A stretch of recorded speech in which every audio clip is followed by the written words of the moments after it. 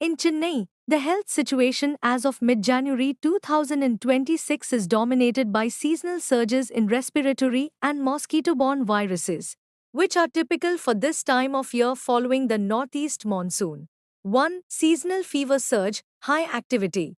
Chennai hospitals are currently reporting a steady inflow of patients with a mixture of organisms. Influenza, flu. Most patients are testing positive for influenza A, subtypes H1N1 and H3N2. Doctors note that the fever is often relentless and can take 5 to 7 days to resolve. Chikungunya, there is a notable presence of chikungunya, characterized by high fever, skin rashes, and severe joint pain in the hands and feet. Human metapneumovirus, HMPV. Early in 2026, health officials flagged cases of HMPV in Chennai. It mimics the common cold but can lead to severe respiratory issues in children and the elderly. 2. Dengue fever. While cases usually peak in October-November, high numbers have persisted into January 2026. Status: the Greater Chennai Corporation (GCC) is actively conducting vector control, fogging and source reduction.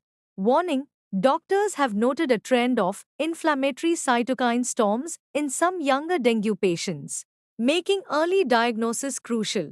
3. Bird flu, precautionary alert. Following an avian influenza H5N1 outbreak in neighboring Kerala in late December 2025, early January 2026, the Tamil Nadu government has stepped up surveillance action. Checkposts have been established at state borders, and poultry transport is being closely monitored. There are no confirmed human cases in Chennai, but the alert remains active. 4. Nipah virus monitoring.